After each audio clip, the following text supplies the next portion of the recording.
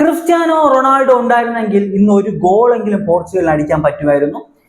വളരെ മികച്ച രീതിയിൽ പോർച്ചുഗൽ കളിച്ചോ എന്ന് ചോദിച്ചു കഴിഞ്ഞാൽ പോർച്ചുഗൽ നന്നായിട്ട് കളിച്ചിട്ടൊക്കെ ഉണ്ട്, ഇല്ലെന്നൊന്നും പറയുന്നില്ല. 10 ഷൂട്ട് അടിച്ചിട്ടുണ്ട് അവര്. അതുപോലെ തന്നെ കുറെ ചാൻസസ് അവർ ക്രിയേറ്റ് ചെയ്തിട്ടുണ്ട്.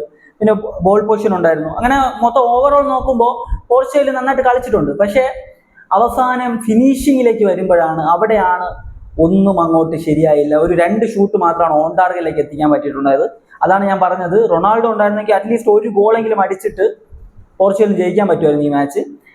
പിന്നെ വേൾഡ് കപ്പിന് മുന്നോടിയായിട്ടുള്ള ഒരു ഫ്രണ്ട്ലി മാച്ചാണ്. നമുക്കറിയാം ഇതൊന്നും ആയിരിക്കത്തില്ല, വേൾഡ് കപ്പിൽ ഇതിലും മികച്ചൊരു പെർഫോമൻസ് ഒക്കെ കാണാൻ പറ്റും. അതിപ്പോൾ എല്ലാ ടീമും അങ്ങനെ തന്നെയാണ്.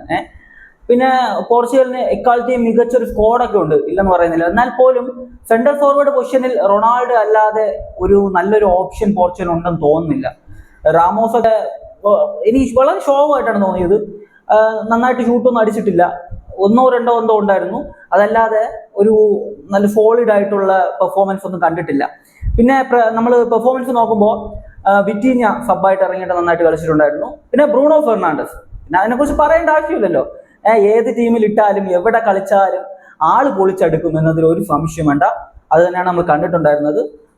വളരെ മികച്ച രീതിയിൽ കളിച്ചിട്ടുണ്ടായിരുന്നു ബ്രൂണോ. വേറെ അങ്ങനെ എടുത്തു പറയാനായിട്ട് ഇല്ല.